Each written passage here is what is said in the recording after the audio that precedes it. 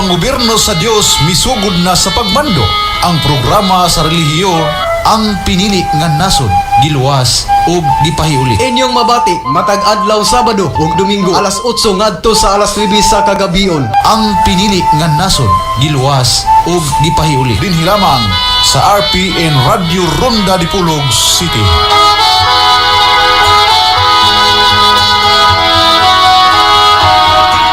Mas pinalawak, mas pinalakas. RPN sa iba't ibang mga lalawigan.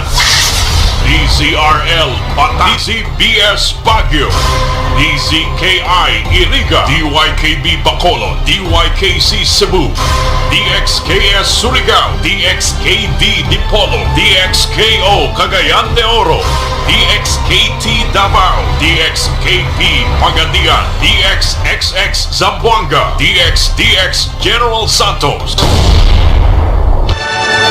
RPN Radio Philippines Network, DXKD Dipolo Radio Ronda, member kapisanan ng mga broadcaster ng Pilipinas.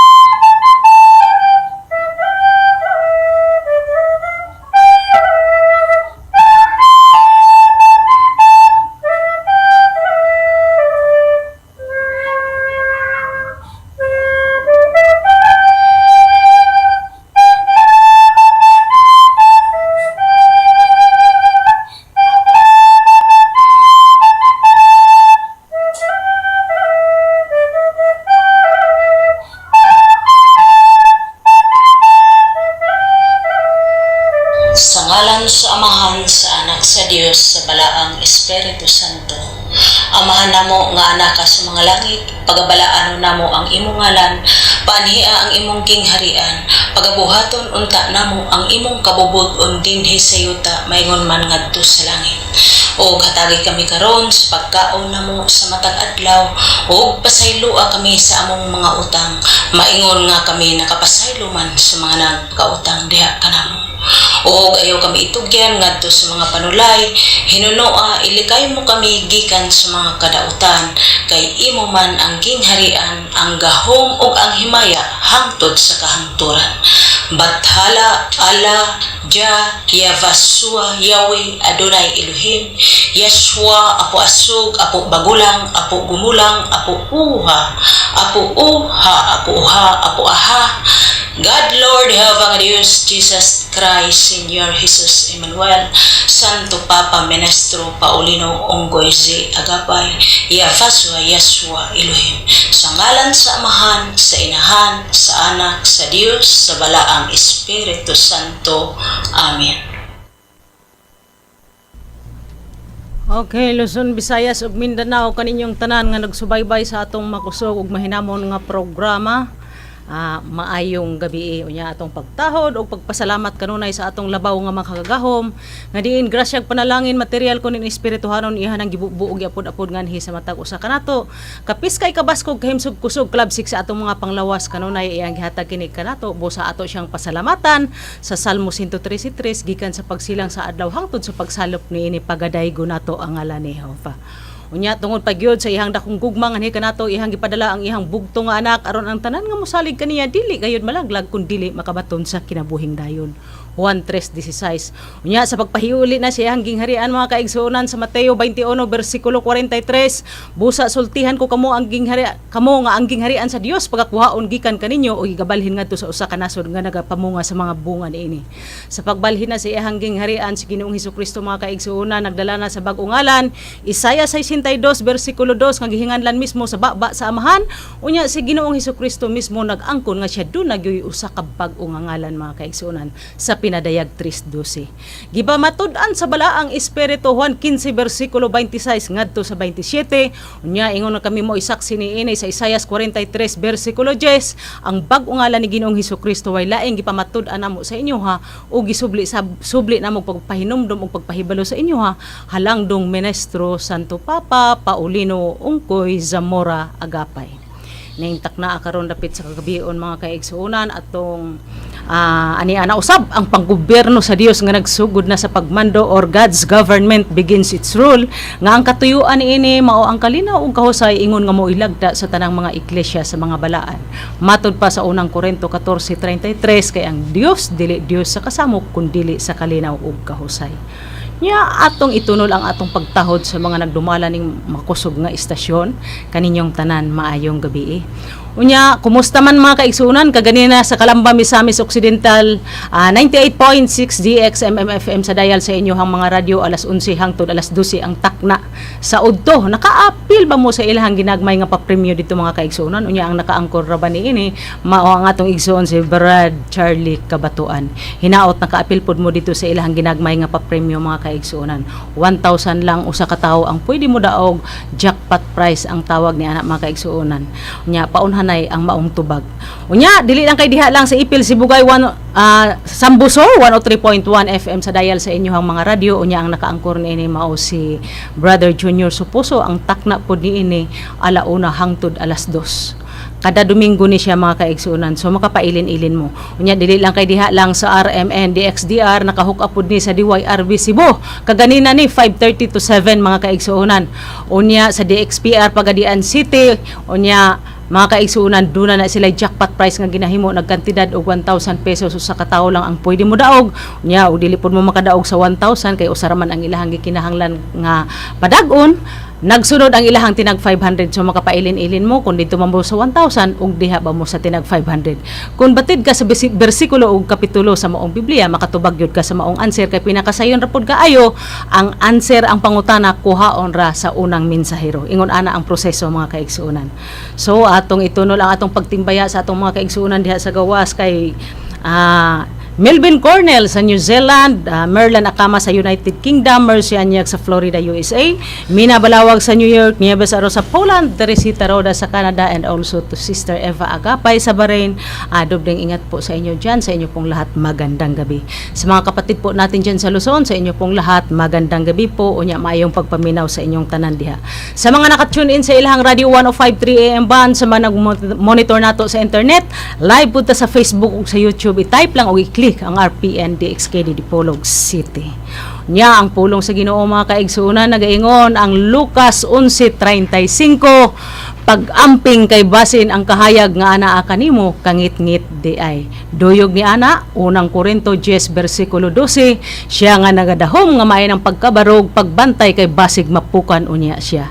Sa mga nagkalain-lain ka distrituhan sa tibok puwersa sa ang piniling nga nasud giluwas ug ipahiuli sa among inahan sa iglesia kay mamaliling kaninyong tanan nga nagsubaybay ug nagsunod nining among programa maayong gabi unya. For this time po ibibigay na po natin ito sa ating mahal na lingkod Brother Douglas Mugawa Arocha aron atong dugang hisayran ang panggobyerno sa Dios nga nagsugod na sa pagmando.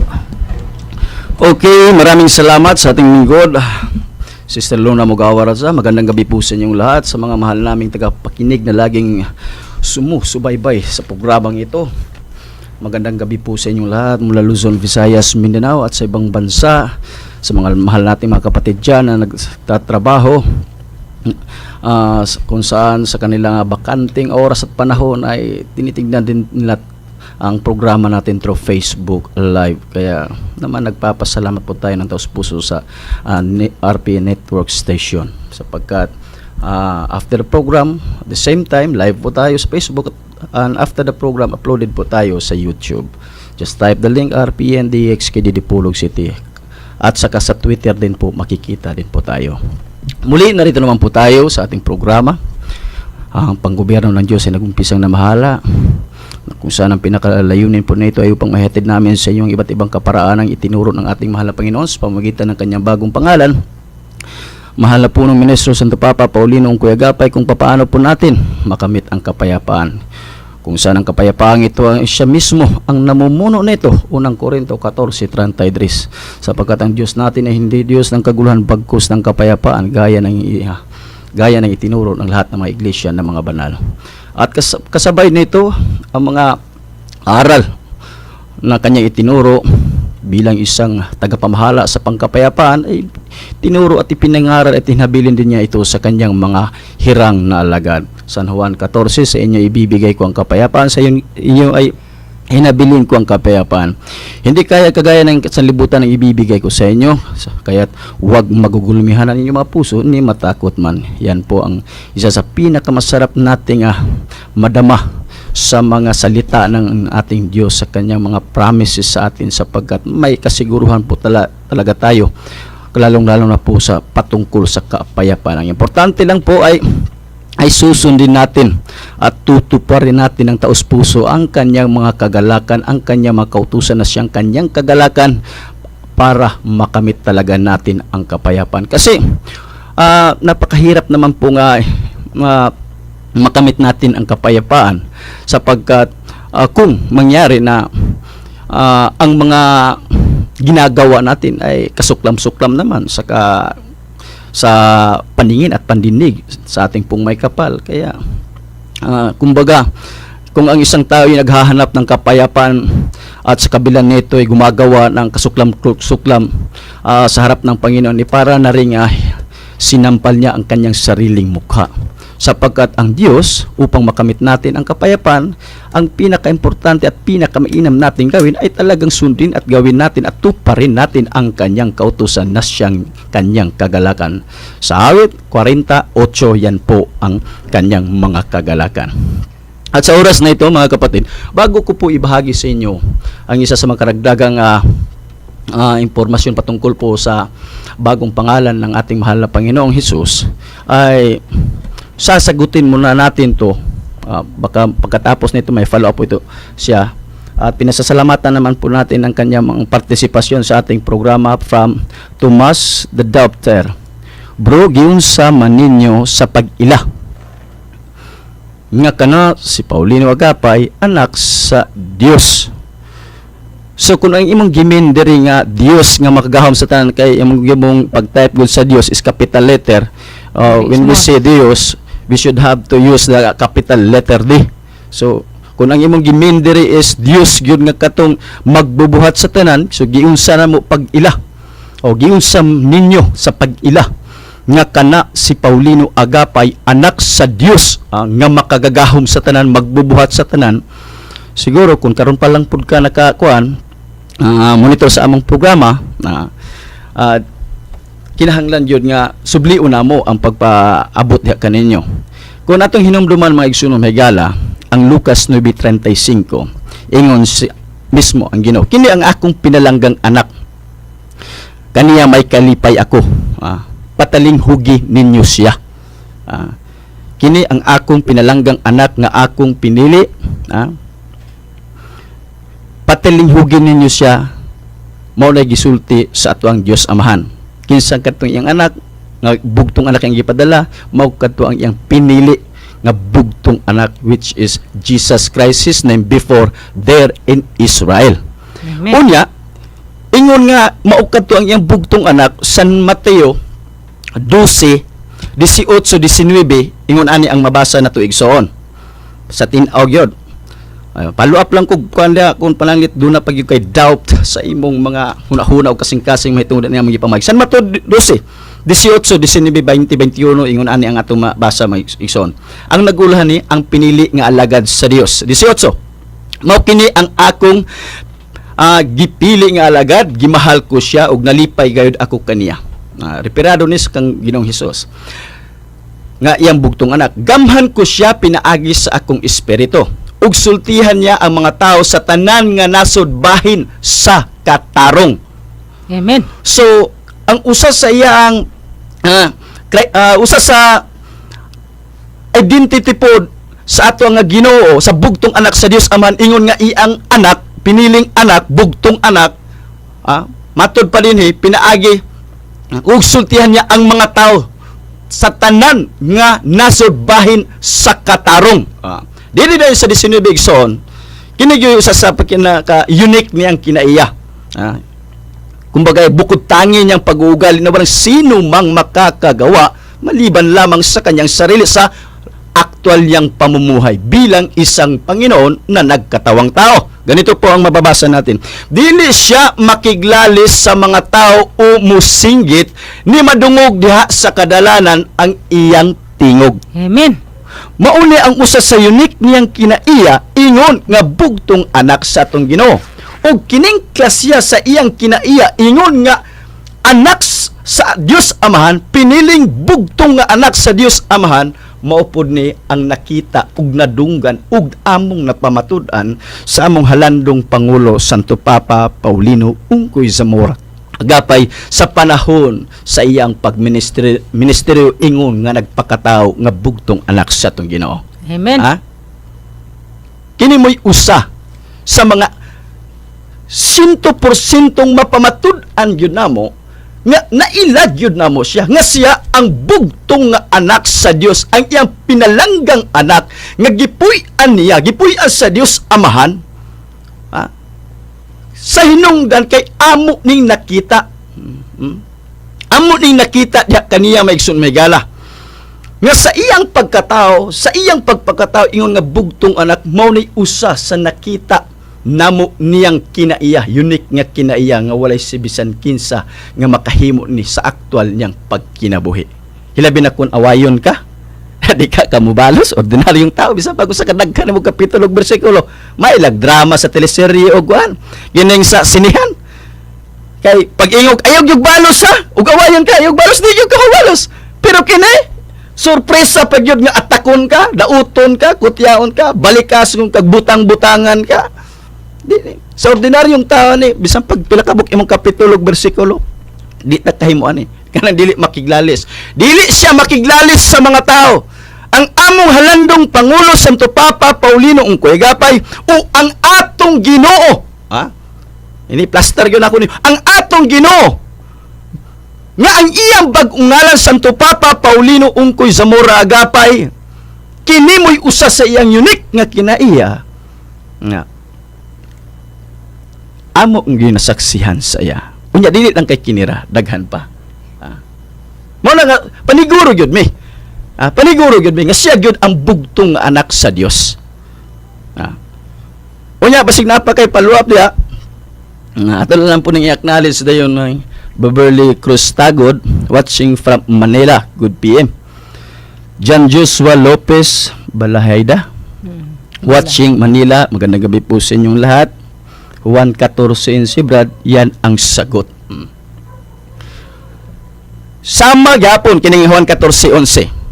Kini mo ni usa sa mga buhat. Actually sa pagpailagod ni Ginoong Kristo ngadto kang Tomas nga duna poy aka na bang kung si Tomas Dabter po ba para sa imong account Tomas Dabter amo yung Tomas Carpo si Tomas 1:14 tungod kay kanon yung nagduwa-duwa si Tomas bisan nakig-uban da ingon ang pinakapinali na lang yun ni Ginoong Kristo saya kung tuwi ako ninyo nga ako ang asamahan o kung dili tuwi ako ninyo nga na ako sa manug nga amahan niya kanako o kung dili man gyud nag-doubt man gyud ka na magyud kay pag-alangan o pagduwa tuwi na lang ko sa inyong mga buhat. Ilhon nato siya sa pinabuhat diha po namo siya na ila sama mao kaning text ni brother, kuya, po ning mga account lagi po doon sa Facebook lagi. Juan 14:11. Brad, yan ang sagot talaga. Yan ang mga sagot. At ang mga gawang iyan ay yun. Kaugnayan doon sa mga bukod tangi niyang katangian na walang sino mang makakagawa kundi siya lang din sa kanyang sarili bilang isang hirang na bugtong na anak ng Diyos Ama. Kaya taas mo, taos puso, Masaya po kami, 100% ipinaalam at ipinayag po namin sa inyo na siya po talaga ang bugtong na anak ng ating Diyos Ama ng kanyang bagong pangalan, Santo Papa Paulino Ungkoy Zamora Agapay. Magandang gabi sa iyo dyan, kapatid. Follow up lang. Okay, kung sino man, kung sino sa inyo dyan, gustong tumawag, mas maganda din yung tawag. Doon lang kay kinilang cellphone sa atong sister mo inyong tawagan kay kini ako gigamit na ko igsoon. Okay, proceed po tayo mga kapatid. Dadagdagan ko lang yung binahagi ko sa inyo nung nakaraang linggo patungkol po sa Apokalipsis at 3:12. Kung saan nakasulat po doon, ang magtagumpay ay gagawin kong haligi sa templo ng aking Diyos at hindi na siya lalabas pa doon. At isusulat ko sa kanya ang pangalan ng aking Diyos at ang pangalan ng bayan ng aking Diyos, ang bagong Jerusalem na mananaog buhat sa langit mula sa aking Diyos at ang aking sariling bagong pangalan. Idadagdag ko lang po ito patungkol po, ang kadagdagan ko nito ay kapatungkol po sa iba sa mga argumento o pahayag o pagpapaliwanag din ng ibang mga ngaral sa bayong iglesia patungkol po nito. May tatlong katanungan lang po itong idinugtong ko mga kapatid. Kung saan malinaw po na sa pahayag na ito ay mismo po talaga ang ating mahal na Panginoong Hesus ang siyang naghayag na siya ay may bagong pangalan. So ang tanong ngayon, saan natin malaman ang sariling bagong pangalan ng Panginoong Hesus? Sa langit ba o sa lupa? Yan po ang bibigyan nating paglilinaw sa inyo, lalong-lalo sa mga karamihang nakikinig sa atin. Saan ba talaga natin malalaman yung yung bagong pangalan ng ating Panginoong Hesus? Doon ba talaga sa lupa? Susuriin lang natin ulit yung mga salitang ginamit sa kabanata at talatang 3:12 ng Apokalipsis at bibigyan natin ng kaunting analysis lang mga kapatid. I-analyze lang po natin ng kaunti. At lagyan din natin ng logic sa ating sarili. Yung logic na talagang nauukol. Yun talagang tumutugma doon din sa nakasulat sa Biblia. Kasi may mga argumento din na instead of logic, exact reasoning ay nangyari illogical. Hindi na tumutugma doon talaga sa ibig sabihin ng mga salitang nakasulat sa isang kabanata at talata. Kaya ito po, tanong, saan natin malalaman ang sariling bagong pangalan ng Panginoong Hesus? Sa langit o sa lupa? Sagot, malalaman natin ang sariling bagong pangalan ng Panginoong Hesus dito sa lupa. Sa lupa po natin yan malalaman. Amen. Ganito po, sapagkat kung uunawain natin ng maigi ang salitang ginamit sa Apokalipsis 3:12 na mananaog buhat sa langit. Kayo, ano po ang simpleng maunawaan nyo dyan? Yung exact reasoning talaga o exact na pangunawa na patungkol po, talagang tutugma dito sa nakasulat. Nung sinabi niyang mananaog buhat sa langit, ibig sabihin po ba yan, mananaog buhat sa langit? Di doon sa langit natin. Mananaog. Mananaog mula sa langit? Mananaog din? Punta pa rin sa langit? Ganun po ba? Hindi naman po yan. Kayo po talaga, Kaya talagang kailangan po nating suriin at bigyan din natin ng pansin ang bawat salitang ginamit sa kabanata talatang ito.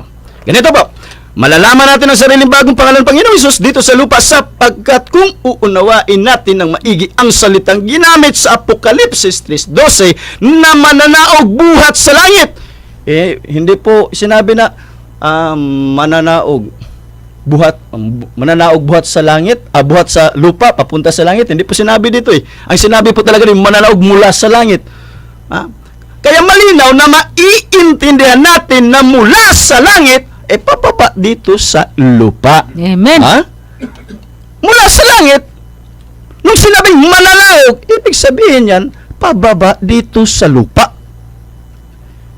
Hindi naman po yan mangyari na mananaog mula sa langit, pababa doon sa langit. Malinaw po yan, Hindi po talaga yan palihis. Tumugma po talaga yan doon sa nakasulat. pababa dito sa lupa. At ang salitang ito na mananaog buhat sa langit, alam niyo po mga kapatid, maliban doon sa paglagay natin ng exact reasoning at pang-uunawa sa salitang mananaog buhat sa langit, ay mayroon din po ito talagang realidad na nangyari doon sa kapanahonan ng Panginoong Hesus, na kung saan siya din po talaga ang nagbigkas ng salitang manaog gikan sa langit. Basahin po natin San Juan 6:38 sa Cebuano nga version. Babasahin po natin mga kapatid. San Juan 6:38, ganito po ang nakasulat. Ito po yung talagang dagdag katibayan na yung salitang mananaog ay talagang dito talaga yung papunta talaga yan sa lupa. Mga kapatid. 38, sabi po niya, although ang ginamit dito na salita nanaog, so past tense na kasi nangyari na to eh. Habang doon sa Apocalypse 3:12, future tense yung ginamit, mananaog. Kasi propesya pa yun eh. Pero dito, pero yung salitang ginamit, although they are in a different tenses, but yung salitang ginamit, magkaparehas lang ang kahulugan nun. Na mananaog, talagang bababa. Nanaog, talagang bumawa. Ganun po. Babasahin ko. Sino po? 38. Kay nanaog ako, gikan sa langit, dili aron tumanon ko ang akong kaugalingon nga kabubuton, kundi ang kabubuton sa akong amahan nga nagpadala kanako. Ano daw pong sabi ng Panginoon? Siya ay nanaog gikan sa langit. Amen. Nanaog din siya gikan sa langit. Kaya nung sinabi niya nanaog gikan sa langit, saan ba siya? Saan nalaman ng mga banal na apostoles yung pangalan ng bugtong anak? Doon ba din sa langit? Di sa lupa eh. At saka isa pa, ito pa, dagdag pa. Baka mamaya idagdag niyo, so ibig sabihin, manaog dyan nakasalita. Word po naman yan Ay, manaog. Aba, hindi namin nakita nanaog Ito, dagdag pa ito. Nung sinabing manaog, literal ba yun? Makikita talaga yan natin ng kagaya ng mga vlogger dyan sa Facebook at sa YouTube baga, na talagang may kasama yung alapaap ang Panginoong Hesus, talagang pababa, kaunti pababa, kanyan ba? Literal po ba? Nung sinabi niyang nanaog gikan sa literal ba? Hindi Bakit? Anong katibayan ko? Nung dumating ang Panginoong Hesus doon sa Israel, talaga bang nakita ng buong Israelitas na nanaog talaga siya mula sa langit? Hindi. Doon siya pinanganak sa may kulungan ng mga tupay. Amen. Pinanganak siya sa pamamagitan ng tao. At muli, ganun pa rin.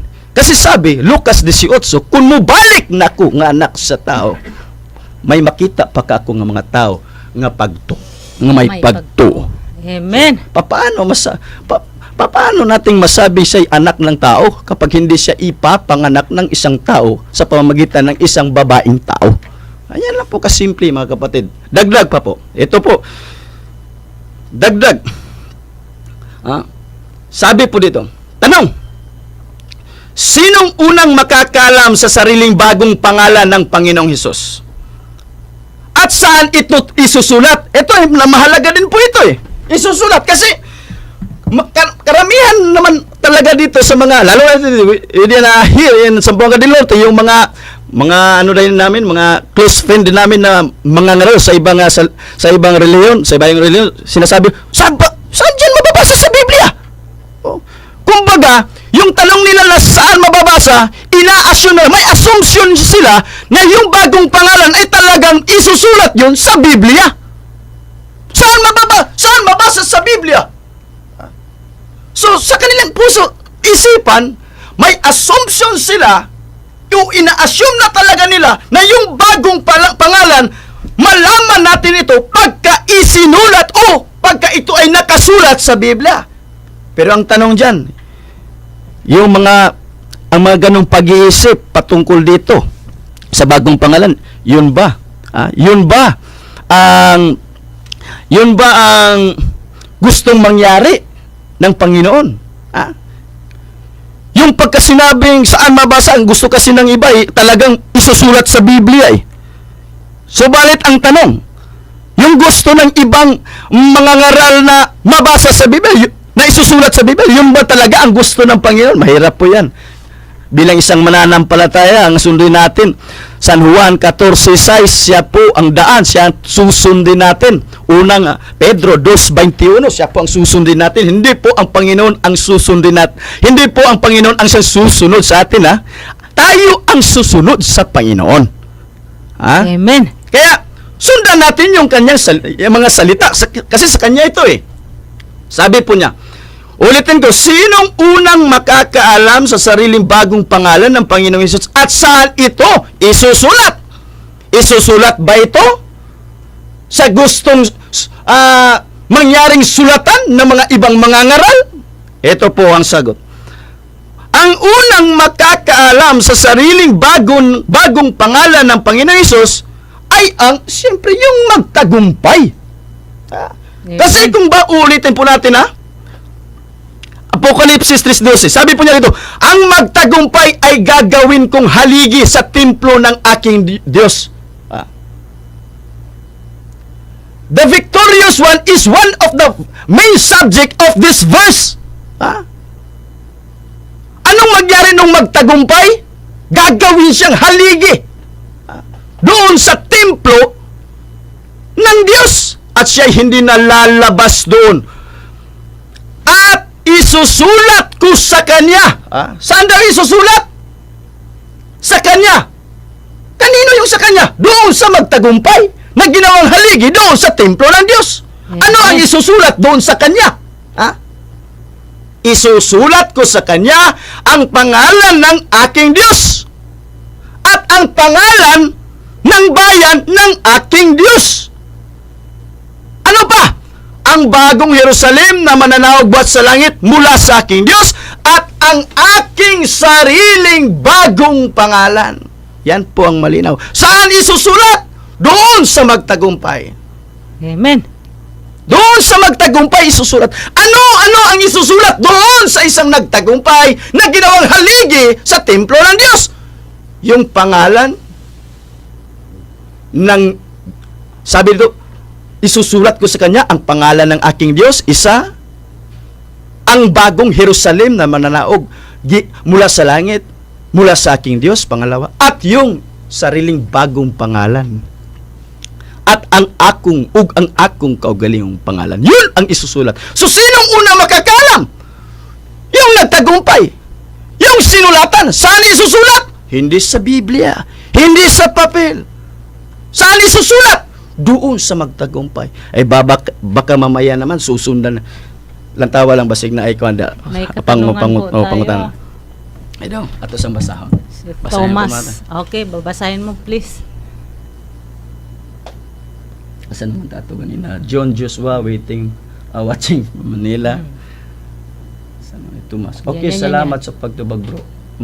Mapamatud-an ba ninyo nga kanangalan ni Paulino Agapay mauba ang katumanan sa Isayas? Of course. Isayas 9:6. Ato sa galit ning basahon igsoon.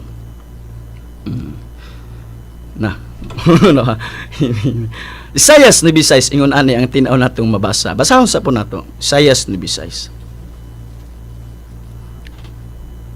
Isayas 9:6 ingon ani ang ganito po ang mababasa natin. Sapagkat sa atin ay ipinanganak ang isang bata. Referado po to sa kanyang bugtong na anak. Sa atin ay ibinigay ang isang anak na lalaki at ang pamamahala ay maaatang sa kanyang balikat at ang kanyang pangalan ay tatawaging kamangha-mangha, tagapayo, makapangyarihang Diyos, walang hanggang Ama, Pangulo ng kapayapaan. Itong mga katawagan patungkol po, itong mga katawagang ito patungkol sa isang batang ipapanganak na kung saan ito po ay tumutukoy sa bugtong na anak ng Diyos. Ito po talagang 100%. Katuparan din po ito sa kanyang bagong pangalan. Amen. Kasi itong mga katawagang ito, itong mga gawaing ito, prinsipe ng pangulo ng kapayapaan, makapangyarihan Diyos, walang hanggang Ama, nakita namin yan sa kanya. At ang kanyang pagiging isang walang hanggang Ama ay napakamabuting tagapagbantay ng mga tupa. San Juan 10:14. Nakita namin yan. Yung Pangulo ng Kapayapaan ay naku ito. Kaya nga talagang maipapangaral namin sa inyo itong patungkol po sa kapayapaan. Kaya nga yung iba, hindi ko din masisisi. Sabi nila, abay walang kapayapaan dito sa lupa kay sino mang may kapangyarihan sa iba't ibang bansa ay talagang hindi sila pwedeng makatupad o makagawa sa isang gawain para pang kapayapaan. Hindi ko sila masisisi kasi hindi din sila ang mga inaralan tungkol sa kapayapaan. Sa Biblia naman, yung binasa natin una kanina, ang binigyan ng mga habilin patungkol sa kapayapaan, ito yung tunay na hirang ng Diyos. San Juan 14:27. Amen. Kaya, dito lang din ninyo maririnig sa amin. Yung Pangulo ng Kapayapaan, maririnig nyo naman. Kahit anong pangungutya, kahit anong uri ng panglalait sa aming mahal na punong ministro, ginawa ba namin sa kanila o kung kanino man ang mga pagganti ng mga mas talagang masakit at mabigat na mga panglalait? Wala kung kami lang, kung ako lang bakit naman hindi pa pwede? Pero kaya lang may huwaran kami. Yung ating bugtong na anak, yung bugtong na anak ng Diyos, kanyang bagong pangalan, Santo Papa Paulinong Kuigapay. May hinabilin kasi siya sa amin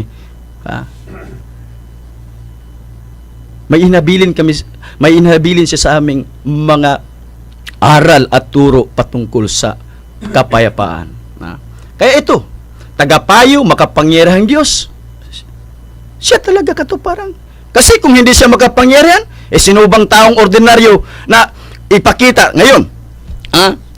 Ito yung isa sa pinakakatibayan namin at nagpapatunay na talagang makapangyarihan siya. Makapangyarihan talaga yung kanyang bagong pangalan kasi siya naman talaga ang bugtong na anak nang ipinakita doon sa kanyang mga alagad na sa lupang ito ay aalis na siya at babalik na siya doon sa luklukan ng kanang kamay sa kaharian ng Diyos Ama, kagaya din ng nangyari doon sa Israel. Inilibing siya 3 araw at 3 gabi. Pag after that, he was resurrected kung wala kang kapangyarihan yan, tayo, magawa ba natin? Amen. Kaya makapangyarihan siya. Ang makakagawa noon, talagang makapangyarihan. At physically talaga alive. Physically alive. Hindi talaga yung spiritual na walang buto, walang laman, hindi natin mahahawakan. Physically alive. Kagaya din ang nangyari doon sa bansang Israel. Sa kanyang unang pagpunta doon, pagdating doon. Tinignan ng kanyang mga alagad doon sa libingan, wala na doon yung physical niya ng katawan. Kaya makapangyarihan po talaga siya, magkapatid. Kaya itong Isaias 9:6, walang pag-alinlangan, buong katapatan ko pong ipaabot sa inyo. Ipaalam siya pa rin ito. Kasi ang bugtong anak, siya lang naman talaga ang ipinadala ng Panginoon para maisakatuparan ang mga ito. Amen. Because Jesus Christ and our beloved founder minister Saint Pope Paulino Ungkoy Zamora Agapay, they are one. Sige. Pagkasabi kong yan, tumawag kayo, baka may naman kayo, tumawag kayo, magtanong kayo. May They are one. katanungan pa po, Brad, galing kay Lover of Wisdom. Hello, brother. Pag maghari na ba ang Panginoon dito sa lupa for 1,000 years, wala na bang kamatayan? Kining paghari niya, igsoon, sa usa ka libo ka tuig, ang mga tao doon na pagyunay sa physical, doon na pagyunay katapusan o kamatayan. Ngano man? Kay dili pa man na general judgment sama ni adtong mahitabo sa Great White Throne Judgment nga basahan na. Nga basahan na ang mga tao, ang tanang mga tao kung asa dapit sila mahabutang sa impyerno ba o sa langit. Apan kining 1,000 years, mga igsoon, dili pa ni mo'y resurrection of all deads. Maghari pa siya, pero dili pag yun ni mo'y general judgment igsoon. Ato galing basahon, pinadayag. 20.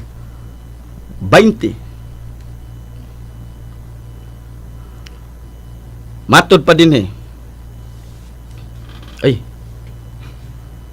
pinadayag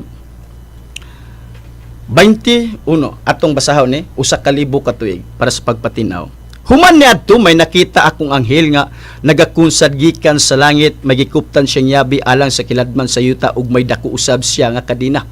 Gidakop niya ang dragon nga mao ra usab kadtong bitin kaniadto nga mausab ang yawa o si Satanas. Gigapos niya kini sulod sa usa ka libo ka tuig. Gigapos niya sulod sa usa ka at kinulong si Satanas sa loob ng 1,000 taon. Sa 3 o gihulog sa kiladman sa yuta.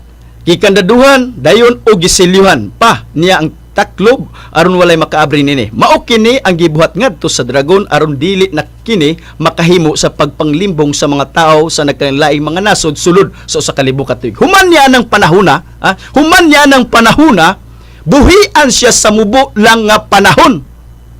4. Unya aduna ako'y nakita nga mga trono ang nagalingkod nini mga trono hagyatagan og katungod sa paghukom. Og nakita ko usab ang makalag sa mga tao nga gipangpunggutan og ulo tungod sa ilang pagsugilon sa pagtulun-an ni Jesus ug sa pulong sa Dios kini sila wala magsimba sa mananap o sa iyang rebulto. Wala usab sila magpamarka sa marka sa mananap diha sa ilang agtang ug sa ilang mga kamot. Ipangbanhaw sila ug gipadumala kauban ni Kristo sulod sa usa ka libo ka tuig. Mao kini ang unang pagbanhaw. So dunay mga nahitabo nga pagpamanhaw sulod sa usa ka libo ka tuig apan dili pag yun ni mooy general resurrection. Kaya nga naman mao kini ang unang pagkabanhaw. Ang uban nga nangamatay wala banhawa samtang wala pa mahuman ang usa ka libo ka tuig. Bulahan kining katawhan sa Dios nga maapil sa una nga pagkabanhaw wala nay gahom kanila ang ikaduha nga kamatayon. Mahimo silang mga pari sa Dios ug ni Kristo ug maghari sila uban ni Kristo sulod sa usa ka libo ka tuig. Sa 7 dire na ang pagkapildi ni Satanas. Human sa usa ka libo ka tuig, buhian si Satanas gikan sa bilangguan kanya, 8 mugawas siya aron limbungan ang mga nasod sa tibok kalibutan nga gitawag og Gog ug Magog. Tigumon sila ni Satanas aron makig-away sa mga katawhan. Unsay may tabo? Tigumon pa ni Satanas ang iya mga lilinlang. So sa pag-ingon nimo nga wala na ba'y kamatayan dinhi igsoon naapag yun, kaya naman unsa may mahitabo dayon ning mga gitigom ni Satanas mahimong sama kadaghan sa balas sa baybayon nga dili mayhap adto nila ang tanang dapit sa kalibutan, libutan nila ang kampo sa katawan sa Dios nga mao ang syudad nga gimahal sa Dios apan dara paulanan sila sa Dios ug kalayo nga gikan sa langit ug mga matay silang tanan. Okay, brother, before mo ipagpapatuloy yan, ibibigay mo na natin ang katanungan. Mo na igsoon nga dili pa gyud nga sa usulod sa usa kalibo ka tuig dili pa gyud na ingon nga ang mga tawo niya nang bahin panahon na dili na mga matay kay dinhi paulanan pagalig kalayo unya pagkatawo patay. Arita. Bibigay mo na natin ang katanungan mga kapatid. Kung nakasunod mo sa mga kapitulo ug bersikulo nga ihang gibuhian, kining pulo nga asa man nato ning pwede makaplagi sa Biblia. Siya nga magabadaogon akong pagahimuon nga haligi sa templo diha sa akong Dios ug dili na siya magagula diha ni ana. O igasulat ko diha kaniya ang ngalan sa akong Dios, ang ngalan sa syudad sa akong Dios, ang bag-ong Jerusalem nga manaog gikan sa langit gikan sa akong Dios ug ang akong kaugalingong bag-o nga ngalan. I-send lang ang inyong tubag sa 0946-249-5249. Okay, brother? May pangalawang katanungan si Lover of Wisdom. Pangalawa kong tanong, kailan ba nagsimula ang kaharian ng Diyos? Ngayon ba o sa panahon ni Jesus Christ? Actually, igsoon, kung mahitungod aning paghari sa ato nga Ginoo, especially sa bugtong anak, sa pag-abot pa lang yun niya dito, naghari na yun siya, apan dili sa kinitibukan nga kalibutan o dili po sa kinitibukan sa Israel. Asa man siya naghari dito po sa mga katawhan nga iya ang mga pinili. Kaya nga naman, kining iyang gingharian igsoon, siyempre, ang iyang gihatagan ani kadtong manggong iya ang mga pinili. Unya forever ni, naa ni forever. Dili ni pares kalibutan nga. Dili ni pares sa kalibutan nga kuan nga atong masaksiyan nga ang kalibutanon tamo kan sunod walay forever pero dito sa Ginoo nay forever. Kini yang gingharian igsoon Daniel 7:28. Akong basahon igsoon matod pa niya 27. Og ihatag ngadto sa mga pinili sa labing halangdon ang gingharian. Ang gahom sa mga gingharian ubos sa kalangitan, mapanag-iya sa katawhang pinili sa Dios. Amen. Walay pagkatapos ang ilang gingharian. Nawa pag yun ay katapusan. Ug alagaran sila sa tanang nasod. Unya, kung ato niya atras diri sa 18 igsoon, Daniel 7, sa actually kining Biblia ang Biblia ni color green, maigsoon ni Magasibuano nga version 18. Mayong balita. Mayong balita. Sa 18, matod pa din igsoon. Apan ang mga pinili sa Dios maoy manag-iya sa gingharian hangtod gayod sa kahangturan. So, ug misgot tag kanus maghari ang bugtong anak sa atong Ginoo. Sa unang niyang pag-abot dito sa nasod sa Israel, kung atong himog sukaranan ning pulunga nga ang pinili mo'y hatagan niya gingharian, nagsugod ni sa iyang pag-abot dito, sa iyang pagpakatao dito, unya dito po sa iyang mga piniling katawhan. Amen. Sa iya rin pong piniling katawhan. Galing lang igsoon, diara. Galing lang kay kining gingharian na mga igsoon may gala, nga iyang gihatag sa iyang mga pinili sa langit ug sa yuta. Kaya umingog asa niyang gingharian, of course sa langit ug sa yuta. Mo na yung gingharian na sa Dios. Lisod pog sa langit lang yang gingharian, nga siya mo'y nag-umula lang ng yuta unya. Sa langit ra. Siya ko yan Yun tibok kalibutan. Iya siya mo'y creator, siya mo'y maker unya. Lain mo'y maghari. Of course siya gyud ay maghari. Pero sa punto balik ta.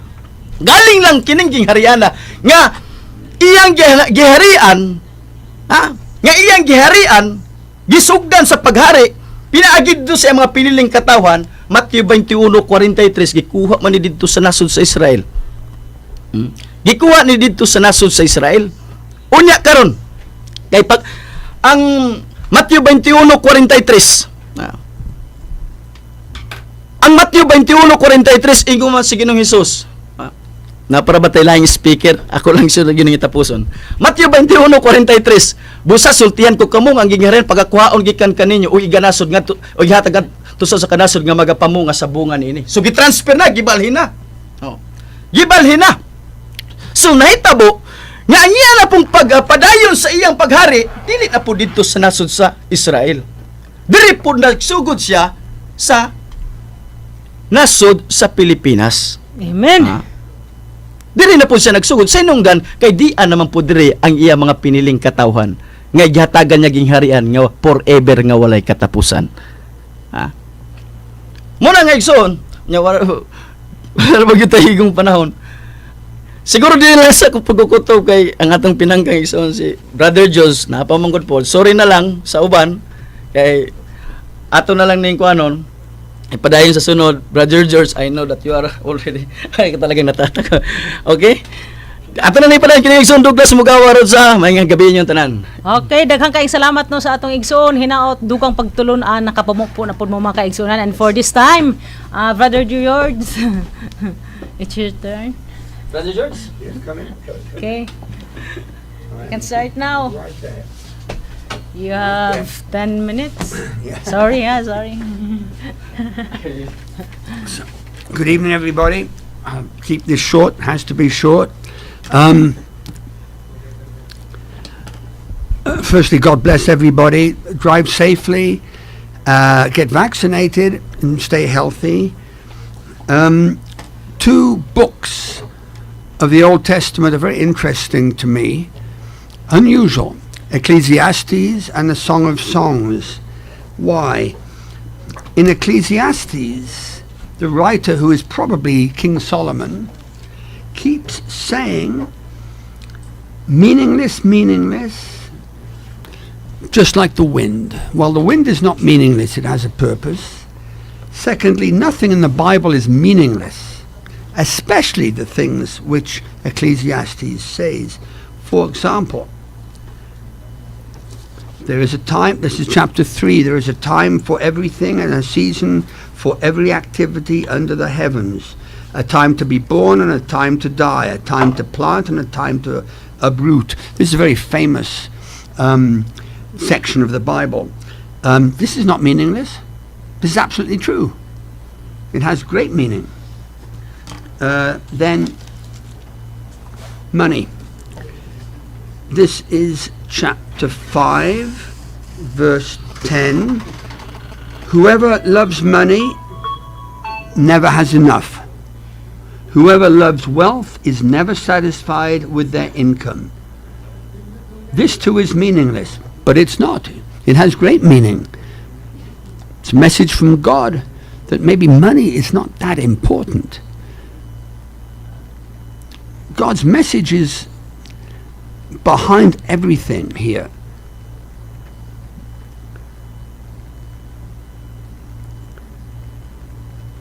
And I'll continue. Chapter 18. I'm sorry, verse 18, chapter 5. When God gives someone wealth and possessions and the ability to enjoy them, to accept their lot and be happy in their toil, this is a gift of God. Well, that's a great meaning. Then, chapter 7, verse 12. Wisdom is a shelter, as money is a shelter. But the advantage of knowledge is this: wisdom preserves those who have it. Consider what God has done.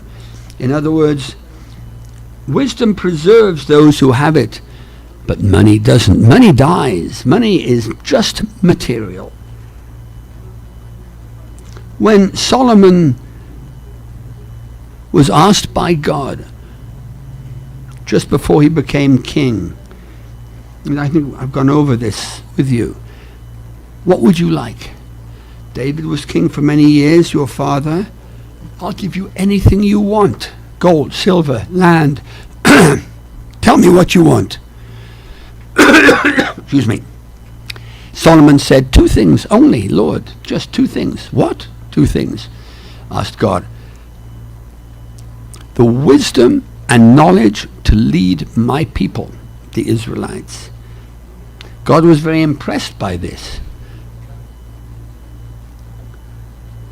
And this Ecclesiastes is full of wisdom and knowledge, but sarcastically enough, he keeps saying this is meaningless. Why? It's not meaningless. This is a little challenge for us. As I mentioned before, there are 3 aspects to reading the Bible. Firstly, what is written. Secondly, what is not written. And thirdly, to think about the difference. When I read Ecclesiastes, nothing here is meaningless. God wants us to know that. Wisdom preserves those who have it. Consider what God has done. That's great meaning.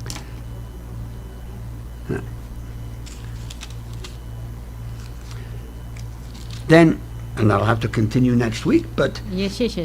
You have Well, let me just finish very quickly with Ecclesiastes, Okay, the very last two verses. Now, all has been heard. Here is the conclusion of the matter. Fear God and keep his commandments, for this is the duty of all mankind. For God will bring every deed into judgment, including every hidden thing, whether it is good or evil. That has meaning, tremendous meaning. Difference between us and animals. And without going into too much detail, it talks about the difference between us and animals. Do animals go to hell because a lion kills a deer all day long and we don't? Do we go to heaven because we don't kill? A lion is not aware of the commandments at all. A lion cannot read, doesn't know the Bible. There's great meaning. The second book, if I have a second, again, King Solomon's Song of Songs. This is, if you'll forgive me, a very sexy part of the Bible. Very sexy. It is basically about a wedding. The ancient Israelites, when they got married, the husband and wife were elevated on chairs by men as if they were king and queen. And that's very important to them, even today, especially in the Orthodox sects of the Jewish religion. This is like a ballet, Song of Songs. It goes into she, he, friends.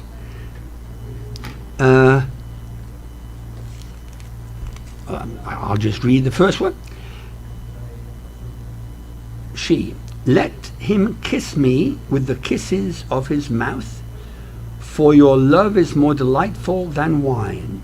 Pleasing is the fragrance of your perfumes. Your name is like perfume poured out. Take me away with you. Let us hurry. Let the king bring me into his chambers. Now, this is very intimate. A very intimate part of the Bible. But don't forget, as God said in the Quran, I set love, and he means physical love, between woman and man. That's very important to him.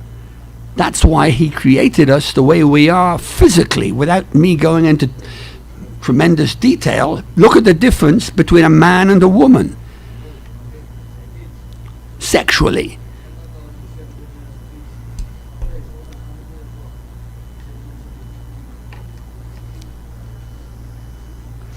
Let's see, do I have any more time? It's probably... Okay, you have 4 minutes. 4 minutes. 4 minutes. Okay.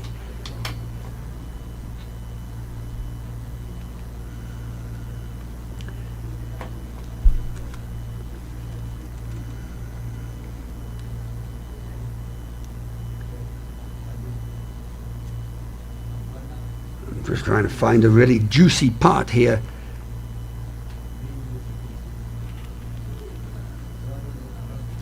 There's so much in Song of Songs. Let's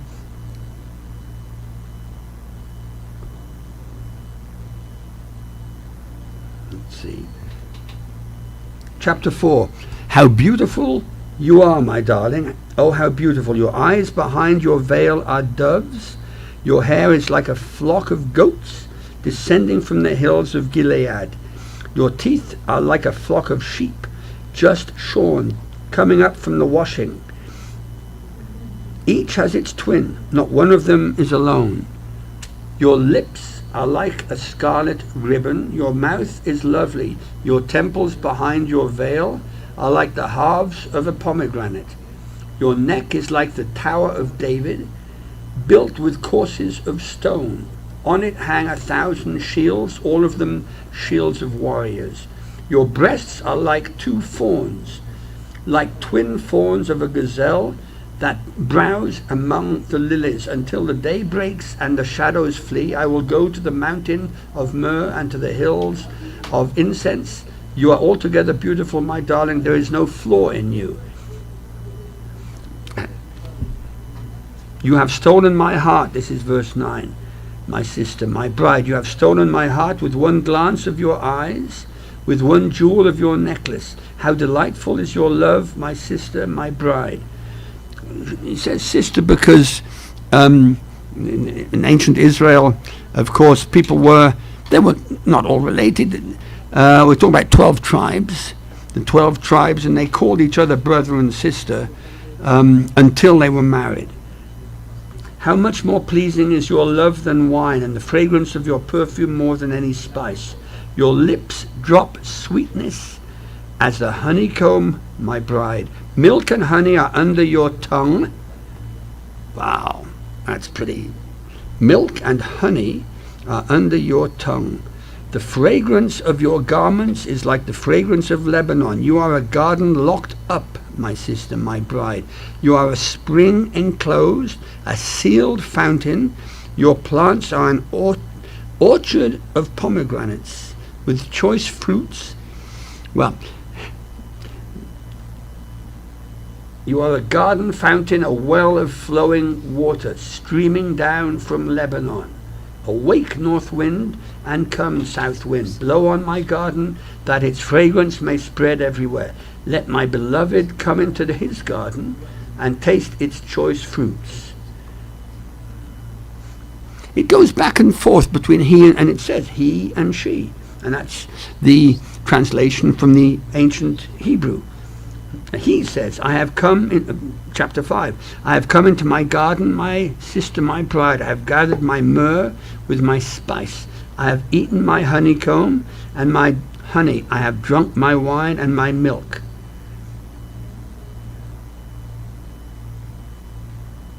And it continues. It builds up, obviously, to the wedding night.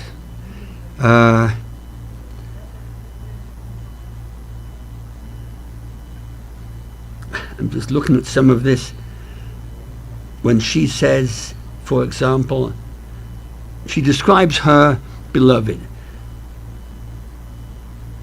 His head is purest gold, his hair is wavy. His eyes are like doves. His cheeks are like beds of spice yielding perfume. His lips are like lilies dripping with myrrh. His arms are rods of gold set with topaz. His body is like polished ivory decorated with lapis lazuli. His legs are pillars of marble set on bases of pure gold. This is extremely graphic. This is the sort of thing that today the Orthodox Israelites, which is, they call themselves Jewish people, at the wedding ceremony, or I should say after the wedding ceremony, after the temple, they have a big celebration, wine, and they sit on the chairs are elevated. They recite this very often, Song of Songs. It's very famous, it's very well known, and the Israelite, the Jewish people love this. This is their king, after all, who wrote this. Where has your beloved gone, most beautiful of women? Which way did your beloved turn, that we may look for him with you? These are friends talking. Even, and I don't have that much time, but there are three people speaking here. A group of friends, the bride, and the bridegroom. And if you look, it goes, it's like a ballet, back and forth, back and forth.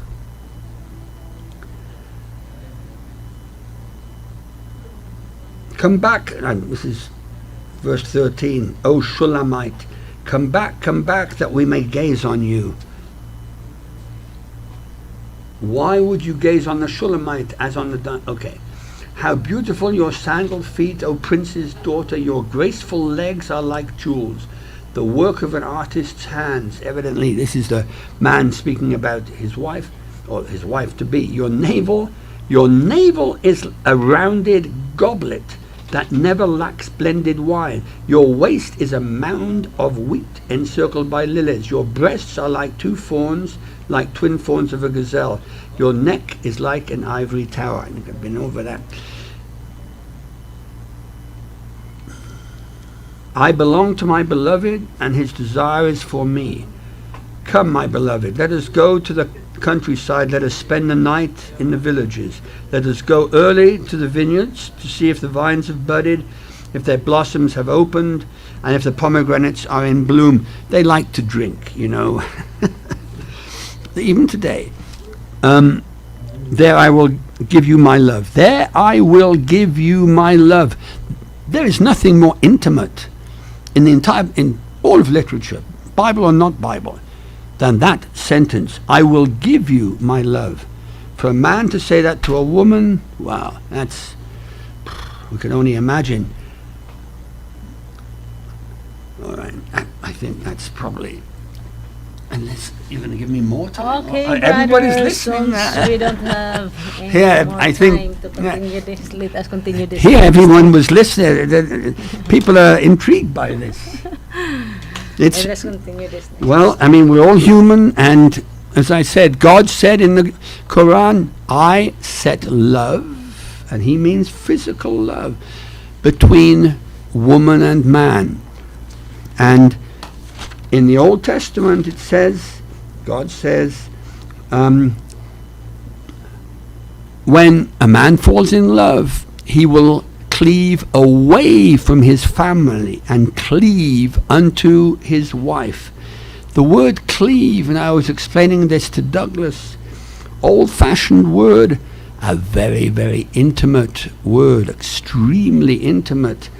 When a man, in those days, cleaves to his wife, well, I'm not sure if I should go into, it's funny, this is the Bible.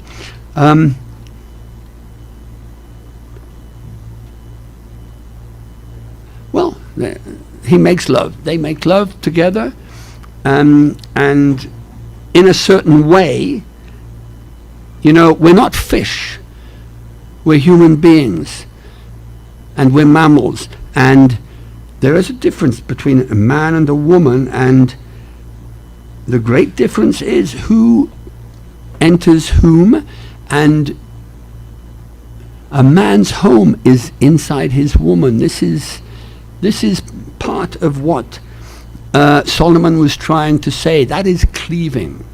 Hey, you can write all you want, but that's in the Bible, to cleave. C-L-E-A-V-E. That's what it Okay. means. Yeah, Brother? a good time to finish. Okay, maybe next time. So, daghan kayong salamat sa atong igsoon, Brother George. Kamo na nimo basa sa iyang kapitulo ug bersikulo nga gibuhian sa awit to mga kaigsuonan 4 paingon sa 1, gikan sa 1 paingon sa taas. Okay mga kaigsuonan, sanglit kay wala man tay nakatubag sa insaktong pangutana nato.